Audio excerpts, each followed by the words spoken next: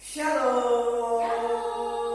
Iya, senang jumpa kembali dengan adik-adik di rumah. Ya, hari Minggu saatnya kita beribadah pada Tuhan, berikan pujian, berikan tepuk tangan, berikan perhatian yang terbaik bagi Tuhan kita. Nah, Kak Emma siap? Siap, Kak Sam. Kalian siap sekali? Siap ya? Mari kita katakan, aku masuk gerbangnya dengan hati yang bersyukur. Ya, dilakukanku, ya dilakukanku.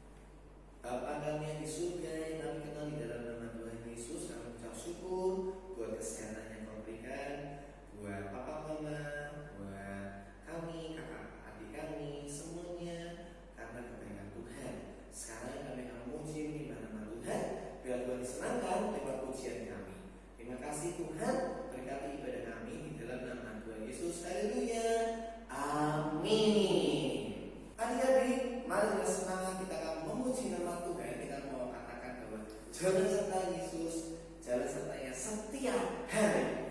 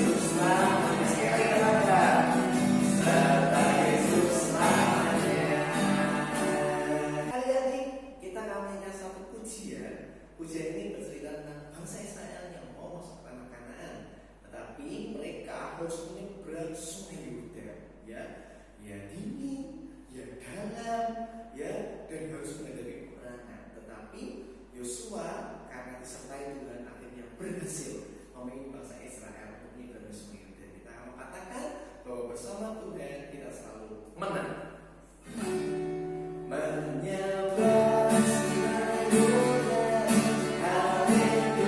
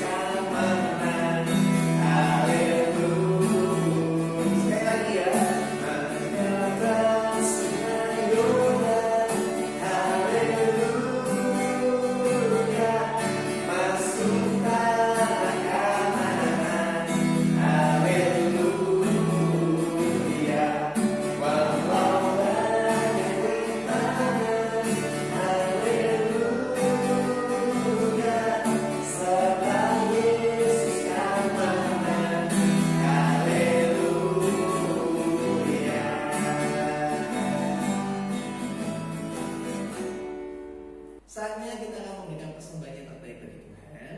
Jangan lupa bisa dititipkan di orang tua ya saat papa mama kalian ibadah umum di gereja. Adik-adik, mari kita siapkan hati dan kita siapkan persembahan kita berdoa bersama-sama ya. Sama berdoa buat kita semuanya. Tuhan, kami ucap syukur buat kasih anugerah Tuhan dalam hidup kami. Mau Tuhan memberkati orang tua kami sehingga kami boleh masih sekolah, kami masih boleh makan dengan baik, semuanya karena kebaikan Tuhan. Kami akan memberikan persembahan, biarlah Tuhan menguduskannya dan Tuhan melayakannya dan menjadi berkat bagi banyak pekerjaan Tuhan di tempat atau di gereja kami Tuhan. Terima kasih, kami serahkan persembahan kami dengan ucapan syukur. Haleluya, amin. Adik-adik, kita akan mempersiapkan diri kita akan mendengar firman Tuhan. Kita mengatakan bahwa anugerah Tuhan sangat besar dalam hidup kita. Ya, kita mengatakan besar anugerah Tuhan, besar anugerah Tuhan.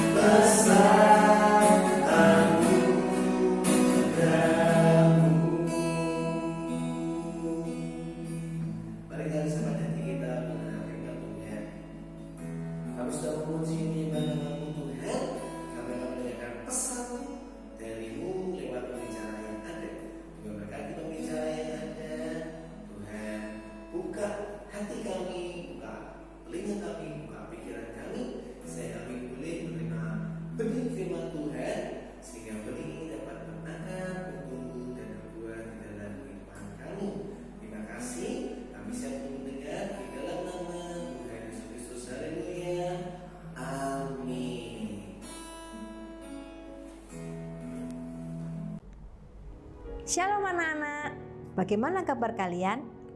Wah, sudah 1 tahun Tante Keke tidak berjumpa dengan anak-anak ya.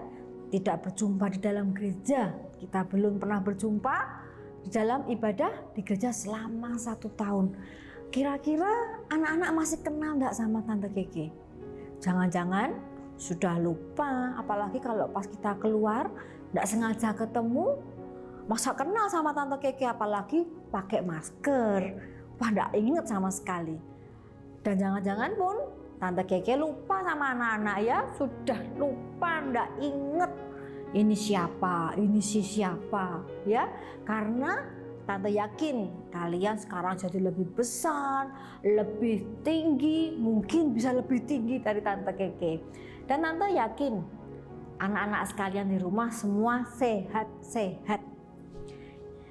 Pada pagi hari ini, Tante Keke mau membagikan kebenaran firman Tuhan dengan judul Menyeberangi Sungai Yordan dan Merebut Kota Yeriko. Anak-anak ingat enggak sama kejadian Nabi Musa yang mengalami mukjizat membelah Laut Merah? Nah, di zamannya Yosua pun Tuhan menunjukkan kuasa dan janjinya. Pada saat umat Israel yang dipimpin Yosua ini sampai di dekat Sungai Yordan, mulailah muncul halangan itu. Bagaimana ya menyeberang Sungai Yordan? Memang sih Sungai Yordan itu tidak luas, tidak lebar banget, masih kelihatan ya. Sungai itu masih kelihatan. Tapi Sungai Yordan ini mempunyai arus yang sangat kuat. Nah, adik-adik bisa melihat tuh dari gambar, kelihatan arusnya kayak ombak-ombak gitu ya. Bagaimana cara menyeberanginya? Kalau zaman sekarang, zaman now, enak. Pasti ada jembatan, tinggal jalan di atas jembatan. Zamannya Yosua belum ada jembatan, ya. Disitulah kuasa Tuhan akan dinyatakan melalui Yosua. Tuhan meminta Yosua untuk menyuruh 4 orang imam mengangkat tabut perjanjian. Pada saat 4 orang mengangkat tabut perjanjian, 4 orang imam ini pada saat mereka melangkahkan kaki pertama masuk ke Sungai Yordan, sungai itu akan mulai terbelah. Nah, anak-anak bisa melihat di gambar lagi. Tuh kelihatan bagaimana kakinya waktu dicelupkan ya ke sungai, itu sungainya mulai terbelah menjadi 2, membuat jalan kering di dasar sungai. Lalu menyeberanglah seluruh umat Israel. Dan Yosua juga berpesan kepada 12 orang, tiap masing-masing suku diambil 1 orang, masing-masing suku ada 12 orang, mengambil 1 batu dari dalam sungai yang tanahnya sudah kering itu. Ngambil 1 orang ngambil 1. Buat apa sih ngambil batunya? Oh, kayak anak-anak sekarang itu ya, kalau ke pantai ngambilin apa itu? Ngambilin keong, ngambilin kerang. Ini juga sama, ngambil batu. Batu ini akan menjadi tanda kalau Tuhan sudah menunjukkan kuasanya membuat Sungai Yordan ini terbelah menjadi kering kepada anak cucu mereka nantinya sebagai bukti kuasa Tuhan. Pada saat mereka berjalan, semua umat Israel sudah menyeberang semua, lalu diakhiri oleh para imam tadi. Ya, para imam tadi yang membawa tabut perjanjian, mereka ada yang di paling belakang. Setelah para imam itu lewat daripada sungai, kakinya yang terakhir lewat dari air, lalu air sungai itu maka kembali normal. Wah, arusnya mulai keras lagi. Wah, luar biasa ya, kuasa Tuhan, mukjizat Tuhan dinyatakan. Nah, tadi batu yang diambil, dikumpulkan, ditaruh di suatu tempat sebagai pertanda, sebagai pengingat bahwa Tuhan sudah menepati janjinya kepada Yosua dan untuk umat Israel. Sampai di situ sajakah? Tidak, masih ada 1 lagi tantangan di depan para umat Israel. Apakah itu? Merebut kota Yeriko.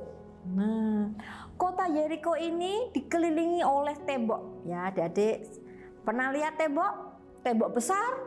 Mungkin adik-adik pernah lihat di TV ada siaran tentang tembok Cina. Wah, itu tembok yang mengelilingi kota Cina. Pasti besar ya adik-adik. Tidak ada tembok itu kecil. Mungkin tidak tembok itu bisa dihancurkan dengan hanya palu tuk tuk tuk tuk tuk, hancur? Tidak mungkin ya. Mungkin Ampu pernah lihat benteng apa ya?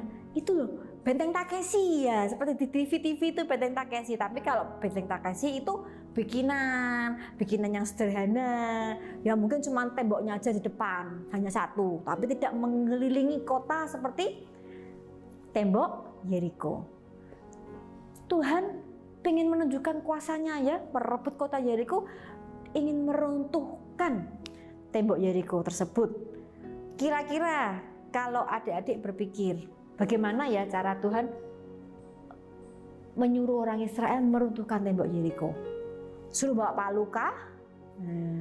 Ya, suruh bawa linggis kah? Atau bom seperti zaman-zaman sekarang? Kalau menghancurkan sebuah rumah dengan mudahnya dengan bom. Zaman dulu ada bom ya adik-adik ya. Apa yang disuruh Tuhan? Tuhan menyuruh umat Israel melalui Yosua ya, menyuruh para imam tadi seperti tadi membawa tabut perjanjian dan juga membawa trompet. Membawa trompet ya, yang dari tanduk domba itu loh. Ya, suruh bawa. Hanya bawa itu loh. Wah, masuk akal nggak adik-adik? Kelihatannya nggak masuk akal ya. Lalu selain membawa trompet, membawa tabut perjanjian, apalagi yang disuruh? Umat Israel disuruh mengelilingi tembok Yeriko, jalan mengelilingi, jogging lah istilah zaman now ya, jogging, jalan. Berapa kali? Itu dilakukan 6 hari berturut-turut, 1 kali putaran.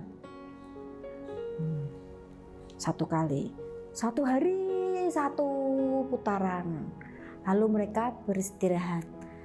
Pada 1 kali putaran ini mereka tidak boleh nyanyi dulu, tidak boleh bersorak-sorai, tidak boleh meniup trompet, hanya berjalan.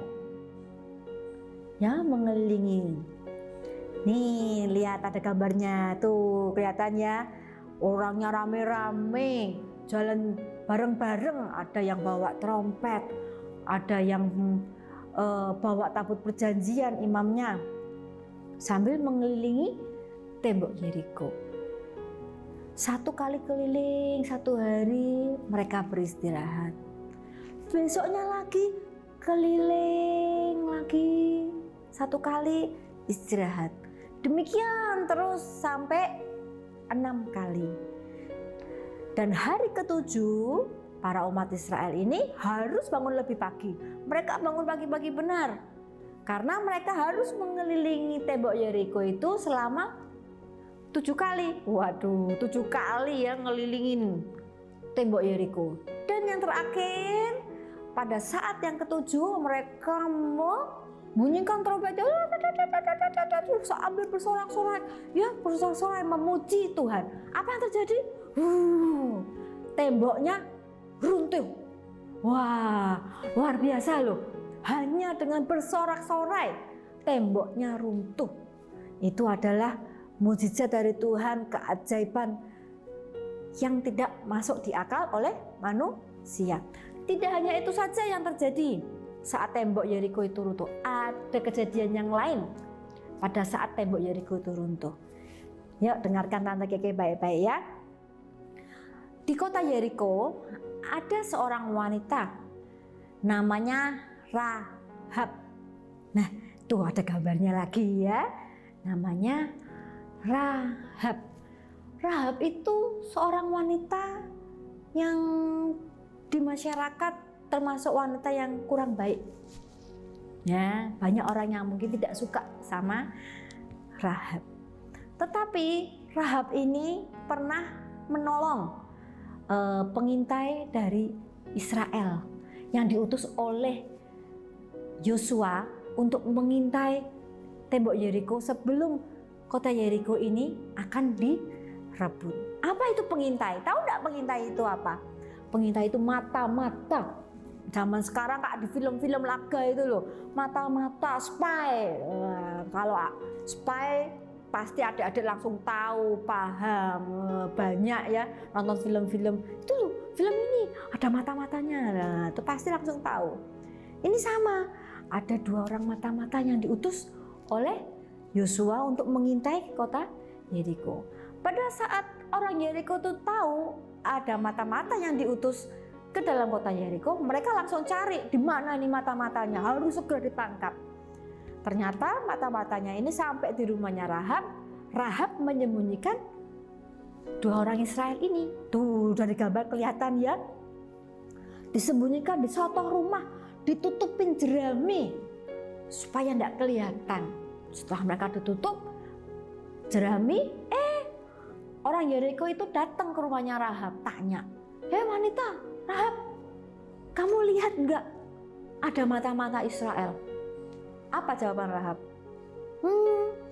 Tadi ada sih yang lewat sini, katanya gitu ya.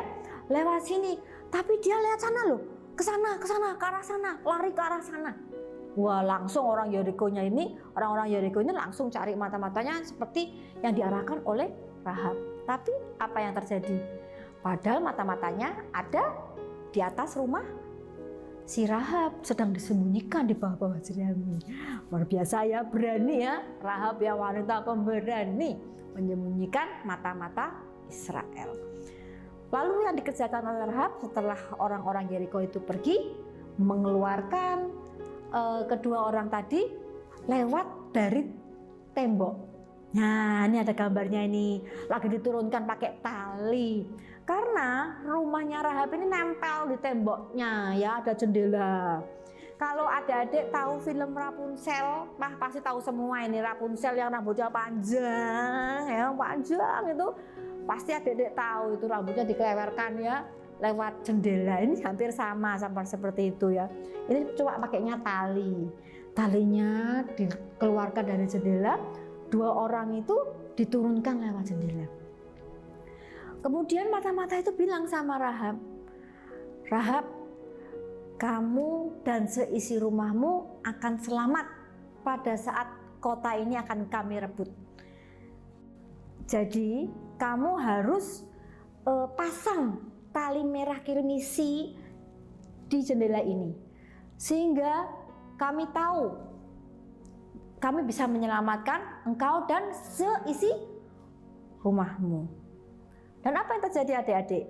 Apakah Rahab taat sama yang disuruh sama tadi orang Israel? Apakah dia menurut? Taat? Tentu saja Rahab taat. Ya, pada hari yang sudah ditentukan Tuhan mau merebut kota Yeriko, Rahab bergegas pasang tali merah kirmisi tadi. Dipasang, dia dan seluruh keluarganya sudah berkumpul di rumah itu memasang tali merah kirmisi. Nah, pada saat trompet dibunyikan, bersorak-sorai semua orang Israel, lalu runtuhlah tembok Yeriko. Apa yang terjadi? Tuh, lihat di gambarnya. Wah, luar biasa ya. Yang lain runtuh, tapi rumah yang dipakai oleh Rahab itu baik-baik saja. Tuhan tuh lihat tuh ada tali merahnya tuh menggelantung di atas tembok di dekat jendelanya Rahab. Tuhan menunjukkan kuasanya terhadap Rahab dan keluarganya. Janji Tuhan pun dinyatakan buat Rahab karena Rahab taat yang disuruh sama tadi tuh para mata-mata itu, suruh masang tali merah kirmisi. Tali merah kirmisi ini juga adalah sebagai tanda janji Tuhan digenapi. Ya. Juga sama tadi batu tadi yang diambil itu juga sebagai tanda janji Tuhan dinyatakan kepada umat Israel pada saat kepemimpinan Yosua untuk menyeberang Sungai Yordan. Sekarang anak-anak pasti tanya, itu kan dulu tante, zamannya Yosua, ya zamannya Musa, janji Tuhan ada. Kalau saat ini ada enggak ya tante ya?